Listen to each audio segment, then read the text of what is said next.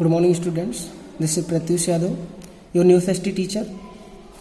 जैसा कि आपके ज्योग्राफी का 21st चैप्टर है इंडस्ट्रीज, इस चैप्टर को हम freshly we will start here.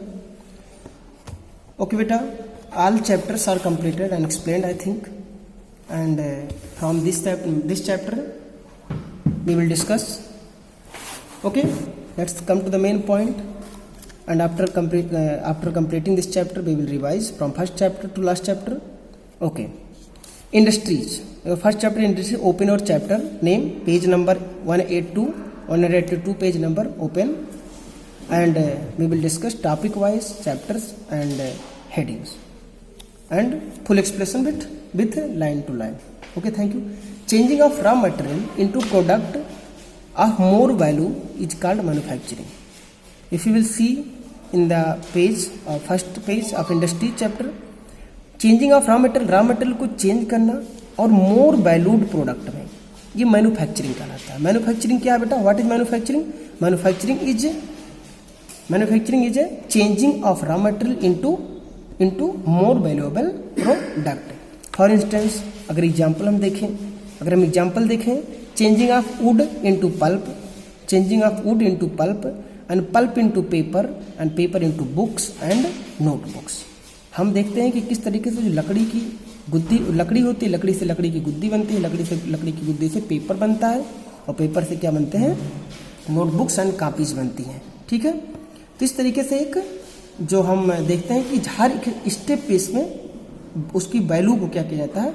बढ़ा दिया जाता है, मोर वैल्यू उसकी ऐड हो जाता है, जिसको कहते हैं वैल्यू एडेड। ठीक है, at every stage value is added to them. ठीक है, an industry is an organised human effort and skill to produce something use from a gift of nature और फ्रॉम प्राइमरी प्रोडक्ट। इंडस्ट्री एक organise human effort है, एक organise human effort है, जिसमें हम क्या कहते हैं कि एंड स्किल है, जिसमें किसी समथिंग को, कोई यूजफुल चीज़ को हम प्रोड्यूस करते हैं।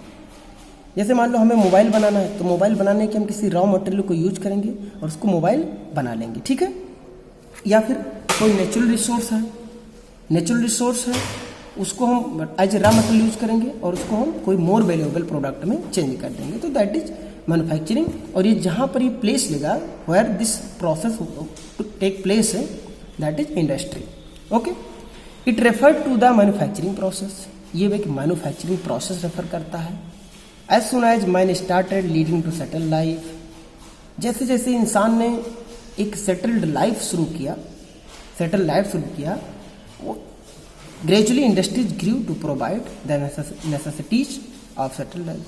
जैसे जैसे इंसान सेटल्ड लाइफ शुरू किया, वैसे वैसे इंडस्ट्रीज ने इसे क्या किया कि उसकी नीड थी, नेसेसिटी को पूरा करने के लिए उसने जो नेचुरल चीज़ें थी उसको क्या किया, उसने न्यू प्रोडक्ट में चेंज करना शुरू कर दिया। आप देखोगे जैसे सच एज फर्नीचर, आप लकड़ी के सामान घर में देखते हो, टेक्सटाइल कपड़े देखते हो, लेदर गुड्स जूते या फिर बेल्ट, आप बहुत सी चीज़ें होती है, बोट, एग्रीकल्चरल टूल, जितनी आप खेती बाड़ी की मशीनें आती हैं, and even luxurious like jewellery. ठीक है, car, mobiles, these are luxurious. तो इन सब चीज़ों को हम देखते हैं कि किस तरीके से रॉ मटेरियल से ये बहुत वैल्यूड प्रोडक्ट में चेंज हुए। These goods were made by craftsman who worked with member of their families at home. ये काम किससे होते थे? क्राफ्ट्समैन, जो अपने फैमिली के मेंबर के साथ घर पे काम करते, with hand and simple tool. It require very little investment and involve manual labour and animal power. उस समय क्या था कि बहुत कम इन्वेस्टमेंट्स मीन्स जो हमारा इनपुट होता है प्रोडक्शन करने के लिए, जो हमारा चार्जेस लगता है, चाहे रॉ मटेरियल हो, चाहे वो फाइनेंस हो, हर एक चीज़ों को हम जो यूज करते हैं, लगाते हैं, उसको इन्वेस्टमेंट कहते हैं। तो एक बहुत लिटिल इन्वेस्टमेंट होता था, इन्वॉल्विंग मैनुअल लेबर, उन्हीं के घर के लोग रहते थे, और एनिमल पावर के साथ हम काम करते थे। जैसे आप पहले देखते थे कि जो गुड़ का प्रोडक्शन होता था गांव में, वहाँ जानवरों की उपयोग किया जाता, चाहे वो बैलगाड़ी से वो किया जाए, ठीक है, उसको चलाने का, चाहे उस सरसों मस्टर्ड ऑयल को निकालने का काम किया जाए। तो ये सब चीज़ें इस तरीके से होती थी। ठीक है, अब हम चीज़ों को बेटा we will discuss to on study on map.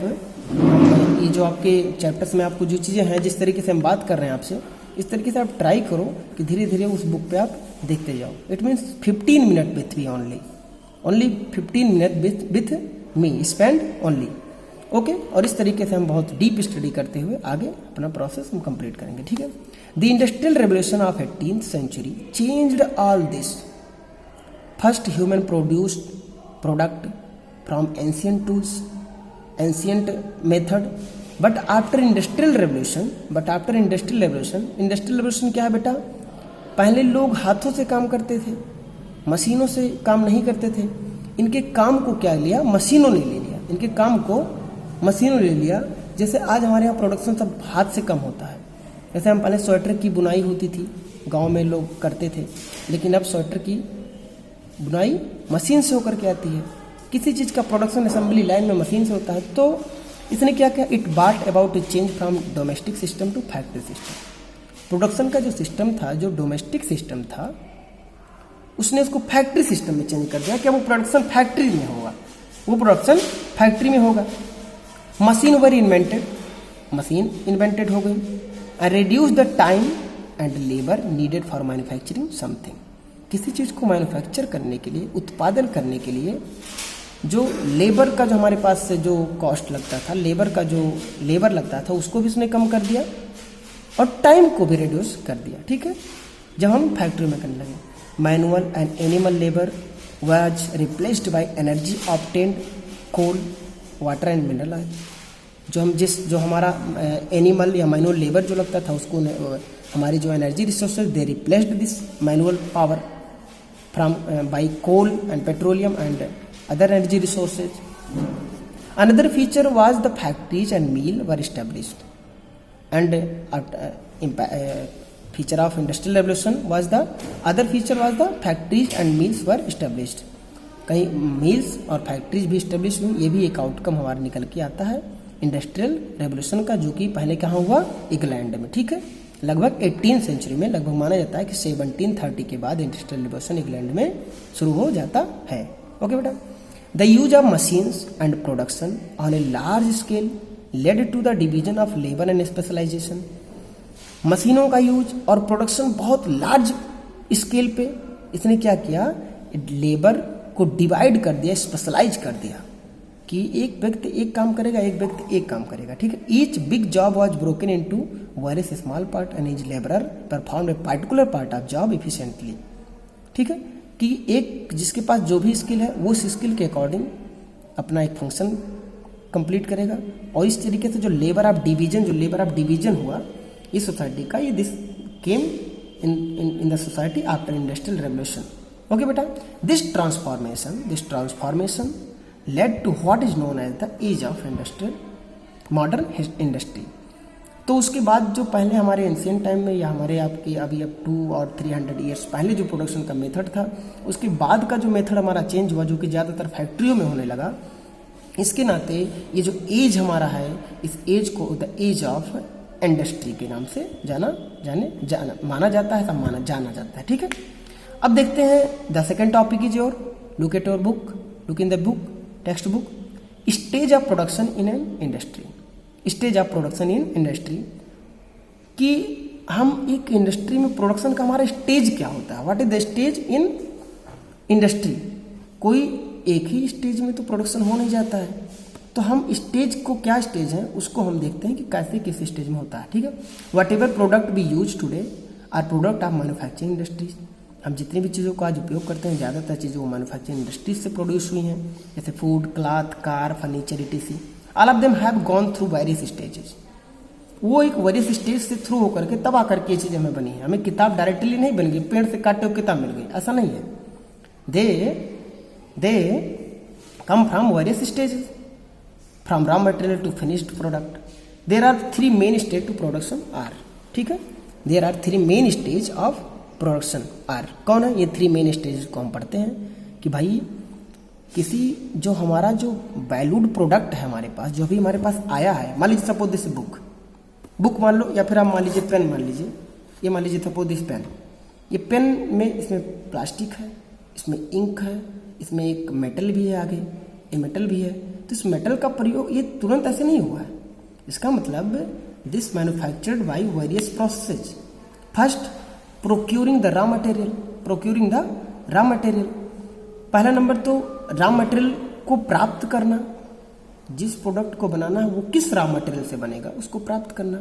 The first stage to assemble to procure the raw material. For example, if one has to make paper, अगर आपको पेपर बनाना है तो first step to go to get the wood. पहले number क्या step रहेगा कि आपको लकड़ी प्राप्त करना है। Lumberer cut down trees and assemble them to get wood. जो लम्बरर हैं वो पेड़ को काटेंगे और उनको असेंबल करेंगे लकड़ी में। Then wood is processed into wood pulp, ठीक है, वुड पल्प में प्रोसेस हो जाएगा। सेकंड स्टेज क्या है बेटा? Second stage is processing of raw material, processing of the raw material. The raw material obtained has to go through various process. Obtained raw material, जो हमने रॉ मटेरियल हमको मिल गया, ठीक है, वो अब वेरियस प्रोसेस से हो करके तभी वो न्यू हमें प्रोडक्ट मिलेगा। हाँ, through various processes before it can become a finished product, before it can become a fixed product, it goes through various process, ठीक है। The wood pulp is mixed with chemical and finally change into paper by machine. ये machine के द्वारा इस paper में change हो जाता है। इसका मतलब पहला, procuring the raw material and processing of the raw material. फिर प्रोडक्ट आपका बन गया, पेन आपका तैयार हो गया, तो आप इसको क्या करोगे? आप अब इसको आप डिस्ट्रीब्यूट करोगे, इसको आप सेल कर दोगे। ये मार्केट में जहाँ नीडी पर्सन है, जहाँ कंज्यूमर हैं, where it supplied. Okay, distribution of the third stage in manufacturing process. Distribution of finished product is the last stage.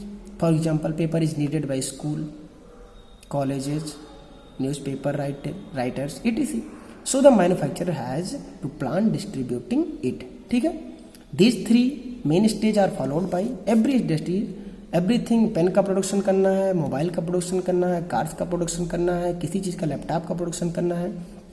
If industries want to produce anything, the product, a finished product, come from various stages. First, procuring the raw material, and second is processing the raw material, and third is distribution of finished good.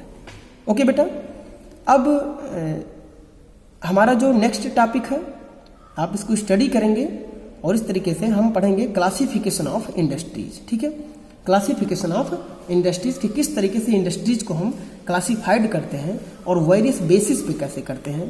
क्या हमें जो इंडस्ट्रियाँ जहाँ से हमें सभी सामान मिलते हैं उनको किस आधारों पे हम बांटेंगे और उनको हम कौन कौन सी इंडस्ट्री को किस किस कैटेगरी में रखेंगे, उनके क्लासिफिकेशन का हमारा जो पैरामीटर है वो क्या है। ठीक है, तो आप इस पैराग्राफ को, यानी जो एक इंट्रोडक्शन है, यानी जो स्टेज ऑफ प्रोडक्शन है, इस चीज़ को आप आज के लिए आज प्रिपेयर कर लीजिए। ठीक है, small quantity is better than your one day hard work. Okay, thank you.